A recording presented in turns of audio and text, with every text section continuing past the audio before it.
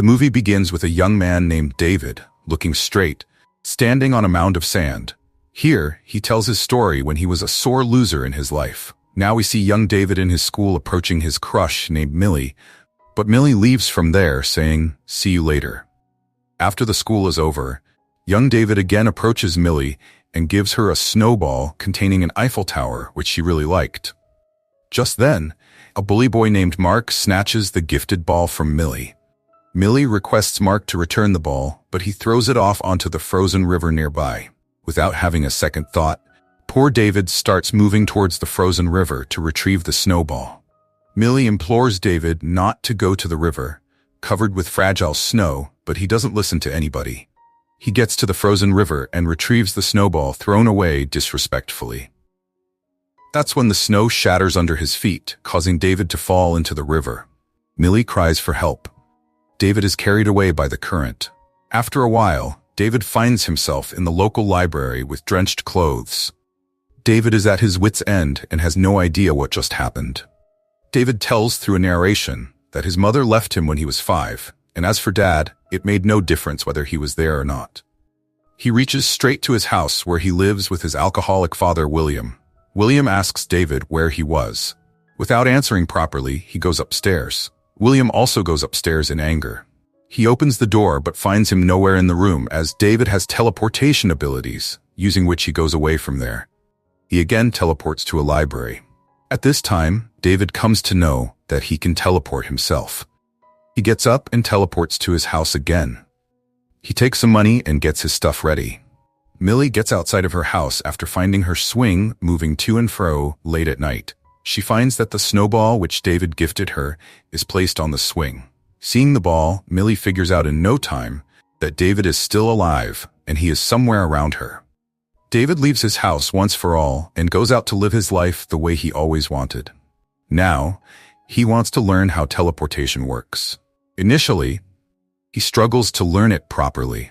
After that, he is seen standing outside a bank. He enters the targeted bank pretending to be a bank's customer.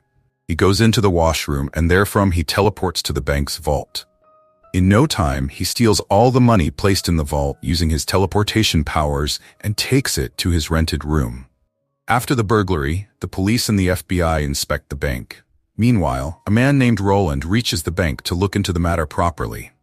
He demands the banking staff to provide him with all the video footages of the day when the theft took place. David begins to live lavishly and lives in New York. One day, while watching TV, he finds people stranded in huge numbers in the flood. Instead of helping them, he prefers to stay at home. He just keeps on teleporting himself to a bank, steals money, and returns to his house. One night, he stands on a tower, having a giant clock, and begins to look for his destination, holding an umbrella. He goes to a bar where he approaches a girl and says, "What can I get you?" That's where a man named Griffin observes David very closely. Later, David teleports to the top of the Great Sphinx of Giza and eats snacks. In the woods, Roland captures a jumper. Jumpers are those who teleport from one place to another, causing a mess-up in timeline. Roland is a paladin whose task is to capture and kill the jumpers. In his point of view, only God should have the power to be everywhere at all times. He stabs the jumper, causing him to die, and tells him that jumpers are an abomination. Having killed another jumper, he goes off in search of another jumper. Here, someone informs him on the phone that a clue has been found regarding the bank robbery. David gets back to his house and finds things at home at 6s and 7s. Just then, Roland orders him not to think of getting away. Roland tells him that he has been looking for him for the past 8 years, but David has no idea who Roland is. That's why he asks him to reveal his identity. By cutting to the chase, Roland asks David to tell him how he robbed the bank without opening the doors. David suggests to him that he must leave his apartment right now. Roland takes out a device from his bag and shocks David with his device, generating 1,000 volts of electricity, causing him to fall down. David can't teleport himself anywhere because of being under attack. Roland repeatedly asks him who is protecting him. He throws David off the top and catches him with the cables and says to him, "You think you could go on like this forever without facing consequences?" Roland keeps on hurling David here and there. However, He manages to escape from there by taking some bags filled with currency notes and teleports to his old house. William feels his presence and heads to his room without any delay. He tells David that he can come home anytime he wants. There, Roland searches David's house and finds gold coins and other valuable stuff in his house, which David had stolen from somewhere. In the next scene, David reaches Millie's house where she used to live on rent. The landlady informs David that Millie has got her own house over Morton, number 260, and nowadays she works at Houlihan's bar. Without wasting any time, David reaches the bar where he finds Millie working. After a while, he starts leaving from there without meeting Millie. On his way to return, he bumps into Mark, who used to bully him in his school days. Mark identifies David at a glance. David tries to avoid him, saying he doesn't know him, but Mark dogs him. Meanwhile, Millie shows up there from behind.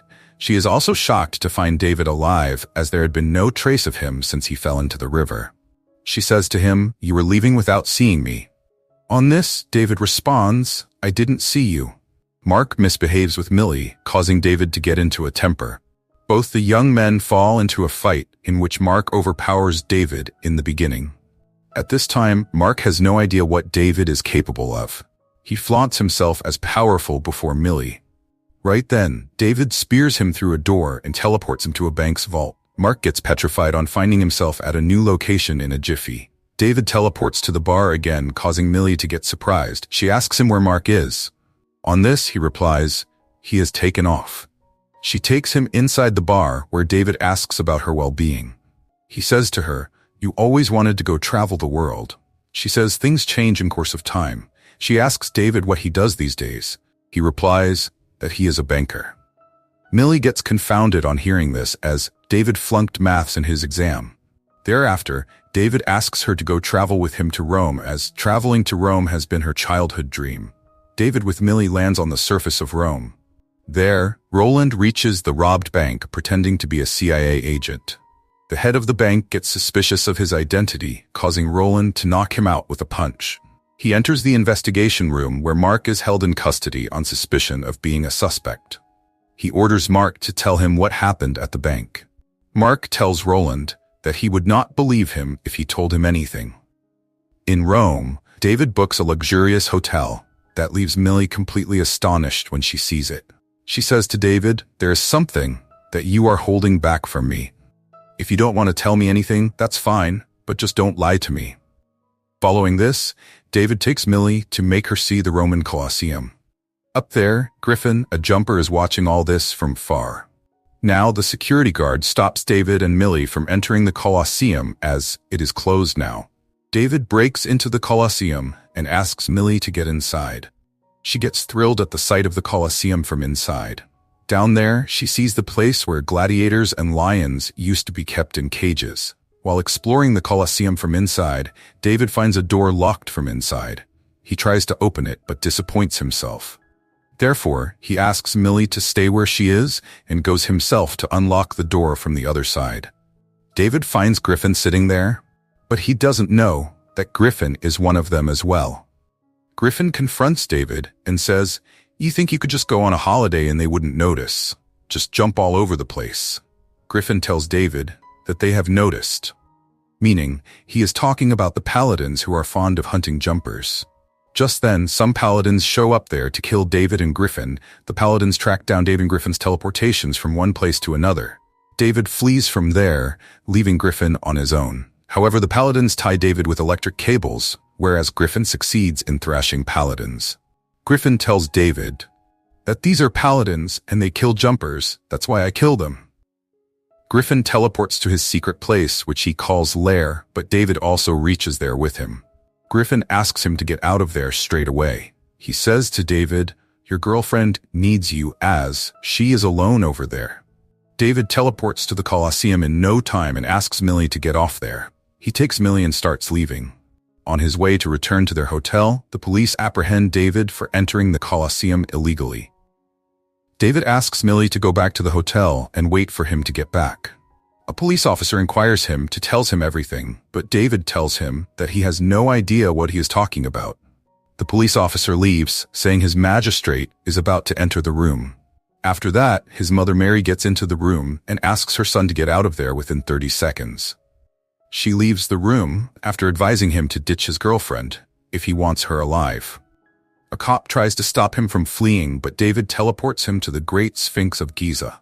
Following this, he takes Millie and leaves the place as fast as he could.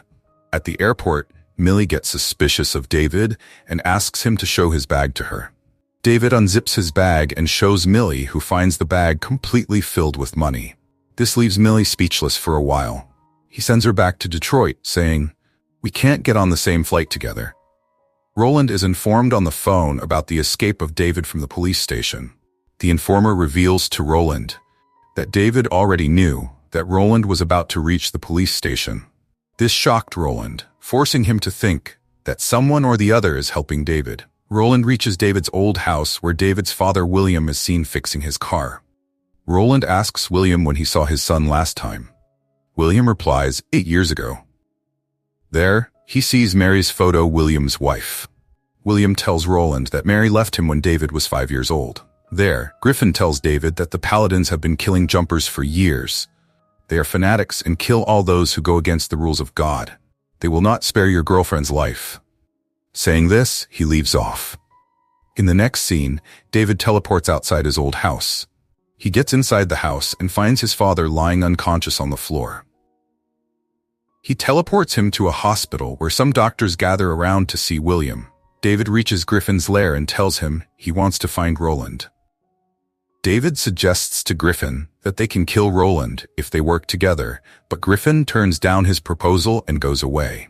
Griffin goes into a car showroom, whence he steals a gingerbread car and asks David to get on it. David asks Griffin how long he has been jumping. Griffin replies, "Since I was 5. Both the jumpers arrive at the airport and learn that the flight from Rome landed an hour ago. While looking for Millie, David reaches the bar where she works. There, a bar attendant informs David that one of his friends who had black complexion and white hair visited there in search of him. Now David breaks into Millie's house, causing her to get frightened. She wants him to leave her house at the earliest. David sees through the drawing room window that Roland has arrived there. He has come here to capture Millie. Finally, David reveals to her that he is not a banker in reality. Now he shows her his teleportation abilities. Instead of understanding David, Millie gets horrified on learning this. She begins to urge him to leave her house. Down there, Roland with his team is heading upstairs. That's why David teleports Millie to Griffin's lair.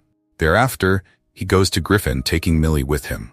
Seeing this, Griffin calls down David as it can open wormholes and keep them open. Paladins can come through the portal you created unknowingly, and they can kill us. Griffin teleports to his lair at once and finds a portal through which Paladins were trying to get to this side. David also reaches there to assist Griffin. Roland with his men gets to the lair through the wormhole. Inside the lair, he begins to look for David and Griffin. Outside, Millie finds herself stranded in the middle of the desert.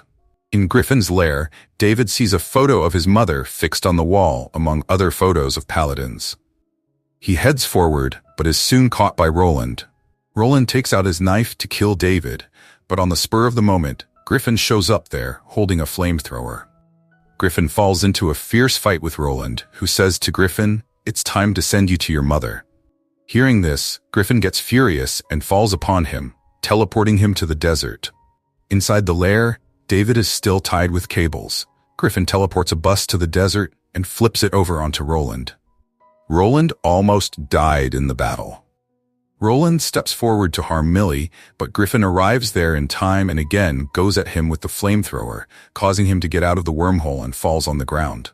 Millie frees David from the cables and asks him to take her to her house, but right then, Roland pulls her out of the wormhole, thinking David and Griffin would come to rescue her. Now Griffin wants to detonate the whole apartment of Millie, where Roland is with his men, including Millie, and this becomes a bone of contention between David and Griffin, as David wants to save Millie. Both of the men teleport to the pyramid fighting. Griffin wants to snatch the detonator that David has. Both continue to fight by teleporting themselves from one place to another. They reach an ongoing war between Russian troops and Islamic militants. Griffin manages to grab the detonator, while David is lying on the ground. David teleports Griffin to the nearby power lines and traps him there.